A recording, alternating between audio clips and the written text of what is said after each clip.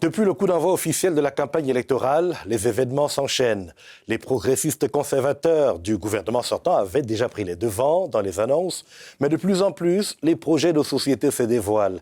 Et nous mobilisons évidemment tous nos analystes dédiés pour vous donner davantage d'éléments de perspective.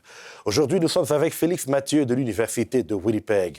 Bonsoir Félix Mathieu. Bonsoir. Alors, c'est l'un des partis politiques à se lancer dans la mesure, c'est-à-dire le Parti libéral, qui a dévoilé une plateforme électorale chiffrée et pas des moins ambitieuse quand on regarde les montants et les projections.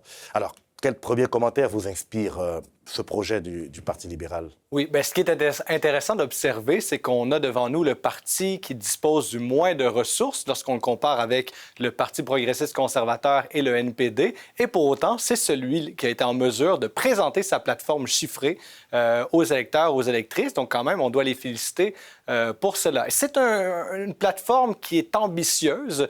Et ici, moi, ce qui me saute aux yeux, c'est qu'on se présente sur le champ gauche. On se dit, le NPD a recentré son discours politique, le Parti progressiste conservateur est au centre droit. Eh bien, occupons l'espace qui est laissé à gauche de l'échiquier politique. Et c'est d'ailleurs quelque chose que le Parti libéral du Manitoba avait fait il y a 60 ans, mais au sens inverse. On s'était plutôt déplacé vers la droite. Et donc ici, on retourne vers la gauche en proposant notamment des taxes beaucoup plus ambitieuses pour ce qui est des personnes qui sont plus riches, donc au-dessus d'un certain montant, je crois 120 000 ici, et d'être moins également imposé pour les personnes à plus faible revenu.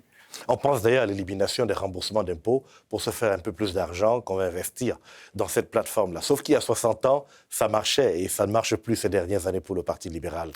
Tout à fait. Et en fait, on y va de propositions qui se veulent ambitieuses. Par exemple, bâtir une nouvelle faculté de médecine à Brandon. Mais ici, moi, ce qui me saute aux yeux également, c'est qu'on n'a pas chiffré cette proposition-là. Et donc, lorsqu'on regarde leur plateforme, on se dit, mais OK, mais ça va prendre des ressources. Il faut trouver le personnel enseignant, mais également, on a déjà de la difficulté à recruter en termes de personnel en santé. Et donc, ici, c'est de voir est-ce que c'est vraiment un coup de baguette magique ou c'est une proposition sérieuse qu'on doit mettre de l'avant ici. Ça reste à voir comment on va le présenter, mais quelque chose qui m'a préoccupé également, c'est en consultant leur programme politique, c'est qu'on ne retrouve rien en français dans leur plateforme politique. Oui, bon, disons qu'il y a un financement quand même pour le CCFM, mais on aura l'occasion de revenir là-dedans. On sait que la santé, c'est un peu le tendon d'Achille pratiquement pour tous les partis en présence. Mais ces élections annonçaient des couleurs depuis quelques semaines, Félix Mathieu. Les sondages plaçaient la chef du Parti progressiste conservateur comme étant la première ministre la plus impopulaire du Canada. Son parti est retombé. Et puis l'écart s'est très vite refermé avec le NPD. Et désormais, les progressistes conservateurs semble, on peut dire peut-être se rattraper, mais on redoute surtout un scrutin serré. Est-ce que vous le pensez vraiment?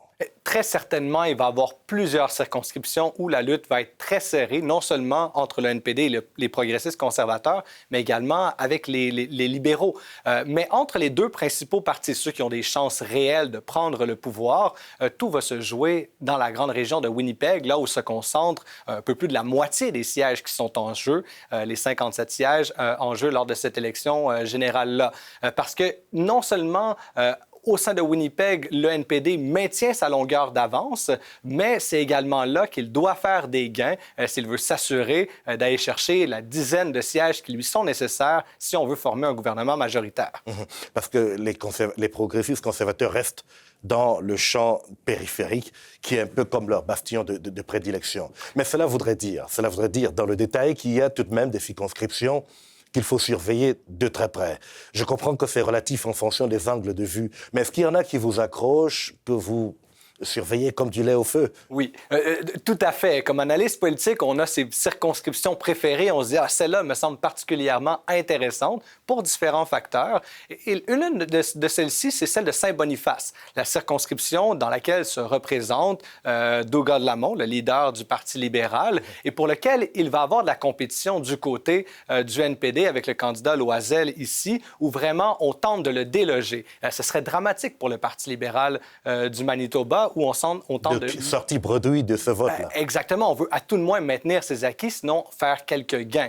Une autre circonscription d'intérêt pour moi, c'est Wolseley, parce que c'est ici l'endroit où le Parti vert du Manitoba a des chances quand même de faire une percée, de faire élire leur nouvel leader ici. Mais en même temps, c'est un château fort pour le NPD. Le NPD va chercher à consacrer beaucoup d'énergie, de ressources pour s'assurer de maintenir cette circonscription-là. Ça va être de voir à quel point les électeurs de Wolseley vont vouloir mettre l'enjeu de l'environnement au-delà de tous les autres enjeux qui leur semblent pertinents. Et sinon, il y en a deux autres également que je crois qui sont très intéressantes. Ce sont les deux dernières élections partielles que nous avons eues au Manitoba, Kirkfield Park et Fort White également par le passé. Deux circonscriptions où c'est des luttes extrêmement serrées qu'on a observées, où les trois partis finalement avaient des chances raisonnables de pouvoir l'emporter. Et donc ici, tous les coups sont permis et on peut voir qu'on va mettre beaucoup d'énergie. C'est vrai qu'à Fort White, le conservateur Robbie Kahn était vraiment passé de justesse.